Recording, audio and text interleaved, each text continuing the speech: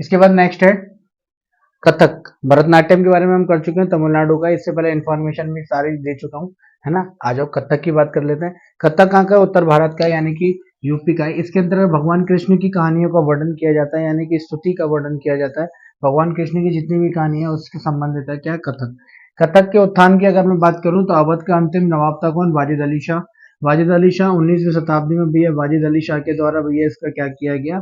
उत्थान किया गया। इसीलिए इसी युग को नृत्य का स्वर्ण युग कहा जाता है। याद रखना, क्या कहा जाता है? 19वीं शताब्दी को नृत्य का स्वर्ण युग कहा जाता है। वाजिद अली शाह कहाँ का है? अवध का अंतिम शासक।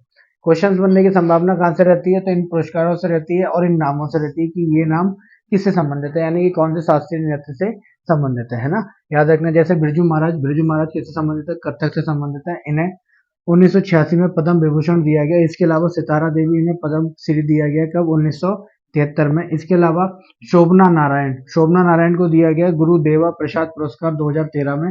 ये सारे क्वेश्चन वो है, मैंने आप लोगों से बोला था अगर मैं नाम लिखा है और उनके पुरस्कार नहीं लिखे हैं तो इसका मतलब केवल नाम से प्रश्न बना है, बाकी पुरस्कारों से भी क्वेश्चन। इसके अलावा रानी करणे नायक पद्म श्री मिला 2014 में इनको। कमलिनी अस्थाना पद्म श्री मिला भैया 2022 में। नलिनी अस्थाना पद्म श्री मिला 2022 में। इसके अलावा राजश्री सिरके संगीत नाटक अकेडमी पुरस्कार 2013 में मिला इनको। इसके अलावा लच्छू महाराज किससे संबंधित है? कथक से संबंधित है। सुखदेव महाराज किससे संबंधित है? कथक से संबंधित है। अदिति मंगलदास किससे संबंधित है?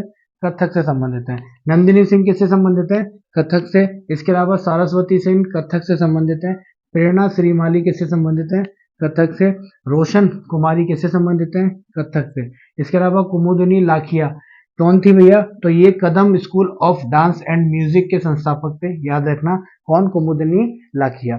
ये सारे प्रश्न वो हैं, ये नाम से पूछे गए कि नंदिनी सिंह किससे संबंधित है, तो कथक से संबंधित है, या निम्न में से नंदिनी सिंह किस क्लासिकल डांस से संबंधित है, तो वो प्रश्न है। बाकी जैसे बिरजू बिरजू महाराज से क्वेश्चन बनाया कि इन्हें पद्म विभूषण कब मिला? 1986 में। याद रखना, कथक के अंतर्गत भगवान कृष्ण की क्या दी जाती है? कहानियों को वर्णन किया जाता है। इसके अलावा ये कहाँ का है? उत्तर भारत, यानी कि यूपी का। उत्थान कब हुआ था?